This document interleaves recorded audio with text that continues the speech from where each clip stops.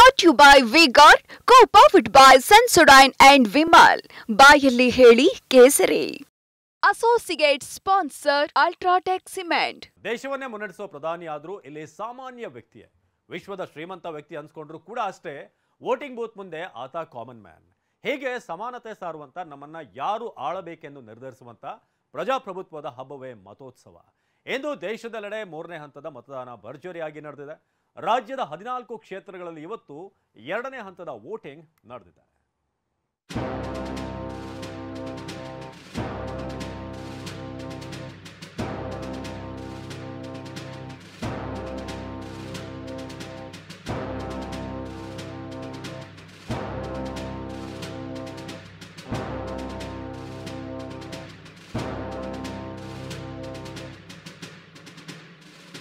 ರಾಜಕಾರಣಿಯೇ ಆಗಲಿ, ಖ್ಯಾತನಾಮರೇ ಬರಲಿ, ಚಿತ್ರರಂಗದ ತಾರೆಯರೇ ಇರಲಿ, ಶ್ರೀಸಾಮಾನ್ಯನಾದರೂ ಸರಿ, ಎಲ್ಲರೂ ಒಂದೇ.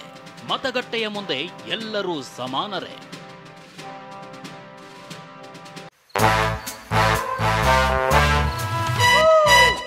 Come, come, come, my love, please don't say no, baby. Come, come, come, my love. V-Guard ನ air coolers extra large cooling pad ನೊಂದಿಗೆ ಇದು ಎಂತೆಂಥವರನ್ನು ಕೂಲ್ ಆಗಿಸುತ್ತೆ. V-Guard air coolers, long lasting cooling.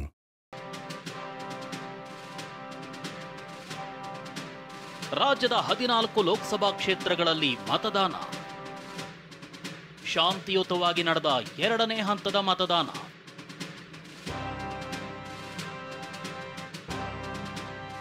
ರಾಜ್ಯದಲ್ಲಿ ಇವತ್ತು ಲೋಕಸಭೆಗೆ 2ನೇ ಹಂತದಲ್ಲಿ ಮತದಾನ ನಡೆಯಿತು. ಬಾಕಿ ಉಳಿದಿದ್ದ 14 ಕ್ಷೇತ್ರಗಳಿಗೆ ನಡೆದ ಮತದಾನದಲ್ಲಿ 227 ಅಭ್ಯರ್ಥಿಗಳ ಭವಿಷ್ಯಕ್ಕೆ ಮತದಾರ ಪ್ರಭುಗಳು ಉತ್ತರ ಹೇಳಿದರು. ರಾಜಕೀಯ ನಾಯಕರು ತಮ್ಮ ತವರಿನಲ್ಲಿ ಮತದಾನ ಮಾಡಿದರು. ಮಾಜಿ ಸಿಎಂ ಯಡಿಯೂರಪ್ಪ ಕುಟುಂಬ ಸಮೇತರಾಗಿ ಆಗಮಿಸಿ ಮತ ಹಾಕಿದ್ರು. ರಾಘವೇಂದ್ರ ದಂಪತಿ, ವಿಜಯೇಂದ್ರ ದಂಪತಿ ಯಡಿಯೂರಪ್ಪ ಜೊತೆಯಲ್ಲೇ ಬಂದು ಶಿಕಾರಿಪುರದಲ್ಲಿ ವೋಟ್ ಹಾಕಿದ್ರು.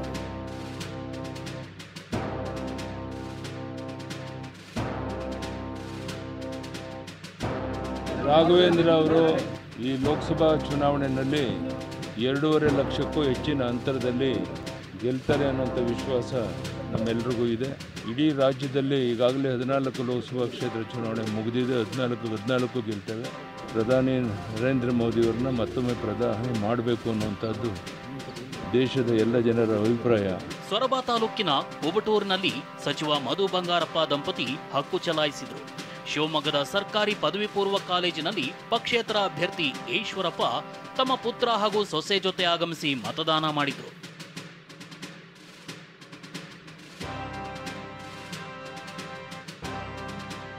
ಕಲಬುರಗಿಯ ಬಸವನಗರ ಸರ್ಕಾರಿ ಶಾಲೆಯಲ್ಲಿ ಎಐಸಿಸಿ ಅಧ್ಯಕ್ಷ ಮಲ್ಲಿಕಾರ್ಜುನ ಖರ್ಗೆ ತಮ್ಮ ಹಕ್ಕು ಚಲಾಯಿಸಿದರು. ಚಿತ್ತಾಪುರ ತಾಲೂಕಿನ ಗುಂಡಗುರ್ತಿಯಲ್ಲಿ ಸಚಿವ ಪ್ರಿಯಾಂಕ್ ಖರ್ಗೆ ಮತ ಜವಾಬ್ದಾರಿ ಮೆರೆದರು.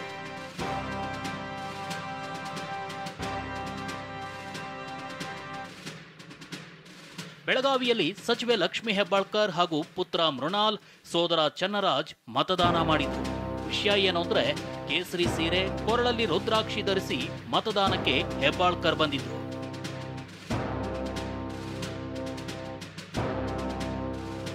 ಬೆಳಗಾವಿಯ ವಿಶ್ವೇಶ್ವರಯ್ಯ ನಗರದ ಶಾಲೆಯಲ್ಲಿ ಜಗದೀಶ್ ಶೆಟ್ಟರ್ ಹಕ್ಕು ಚಲಾಯಿಸಿದರು. ಗೋಕಾಕ್ನಲ್ಲಿ ಪುತ್ರನ ಜೊತೆ ಆಗಮಿಸಿ ಮಾಜಿ ಸಚಿವ ರಮೇಶ್ ಜಾರಕಿಹೊಳಿ ವೋಟ್ ಮಾಡಿದ್ರು.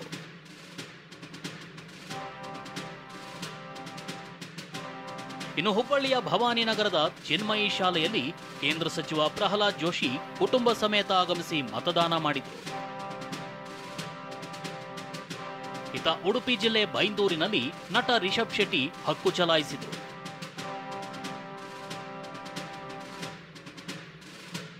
ನಮ್ಮ ಹಕ್ಕು, ಸೊ ಪ್ರತಿಯೊಬ್ಬರ ಜವಾಬ್ದಾರಿ, ಸೊ ಚಲಾಯಿಸಬೇಕಾಗಿರುವಂಥದ್ದು. ಸೊ ಅದನ್ನು ಮಾಡಿದ್ದೇನೆ ಅಷ್ಟೇ. 14 ಕ್ಷೇತ್ರಗಳಲ್ಲಿ 68% ಮತದಾನ. ಉತ್ತರ ಕರ್ನಾಟಕದ 14 ಕ್ಷೇತ್ರಗಳಲ್ಲಿ ಬಿರುಸಿನ ಮತದಾನವಾಗಿದೆ. ಸಂಜೆ 8 ಗಂಟೆ ವೇಳೆಗೆ ಅಪ್ಡೇಟ್ ಆಗಿರೋ ಪ್ರಕಾರ 68% ಮತದಾನವಾಗಿದೆ. ಬಿರು ಬಿಸಿಲನ್ನು ಲೆಕ್ಕಿಸದೆ ಮತದಾರರು ಮತಗಟ್ಟೆಗೆ ಆಗಮಿಸಿ ಹಕ್ಕು ಚಲಾಯಿಸಿದ್ದಾರೆ. ಸಂಜೆ 8 ಗಂಟೆ ವೇಳೆಗೆ ಚುನಾವಣಾ ಆಯೋಗ ನೀಡಿದ ಮಾಹಿತಿ ಪ್ರಕಾರ ಬೆಳಗಾವಿಯಲ್ಲಿ 70% ಮತದಾನವಾಗಿದೆ.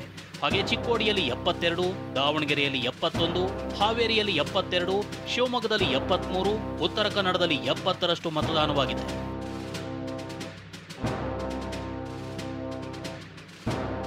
ಮೂರನೇ ಹಂತದ ಮತದಾನ ದಿಗ್ಗಜರಿಂದ ಹಕ್ಕು ಚಲಾವಣೆ. ಇನ್ನು ದೇಶಾದ್ಯಂತ ಇಂದು ಮೂರನೇ ಹಂತದ ಮತದಾನ ಮುಕ್ತಾಯವಾಗಿದೆ. ಒಟ್ಟು 94 ಕ್ಷೇತ್ರಗಳಲ್ಲಿ ಮತದಾನ ನಡೆದಿದ್ದು ಶಾಂತಿಯುತ ಮತದಾನವಾಗಿದೆ. ಗುಜರಾತ್ನ ಗಾಂಧಿನಗರ ಕ್ಷೇತ್ರದಲ್ಲಿ ಪ್ರಧಾನಿ ಮೋದಿ ಮತ್ತು ಗಾಂಧಿನಗರ ಬಿಜೆಪಿ ಅಭ್ಯರ್ಥಿಯಾಗಿರೋ ಅಮಿತ್ ಶಾ ತಮ್ಮ ಹಕ್ಕು ಚಲಾವಣೆ ಮಾಡಿದರು. ಅಹಮದಾಬಾದ್ಗೆ ಆಗಮಿಸಿದ ಪ್ರಧಾನಿ ಮೋದಿ ನಿಶಾನ್ ಹೈಯರ್ ಸೆಕೆಂಡರಿ ಶಾಲೆಯ ಕೇಂದ್ರದಲ್ಲಿ ಸರತಿ ಸಾಲಿನಲ್ಲೇ ನಿಂತು ತಮ್ಮ ಹಕ್ಕು ಚಲಾಯಿಸಿದರು.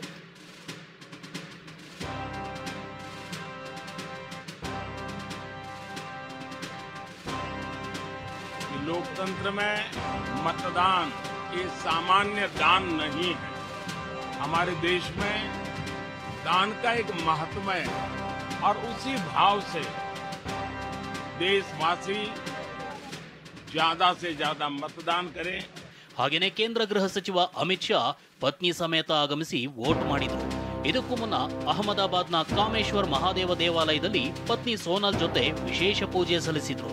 ಕುಟುಂಬ ಸಮೇತ ವೋಟ್ ಮಾಡಿ ಫೋಟೋಗೆ ಪೋಸ್ ನೀಡಿದ್ರು.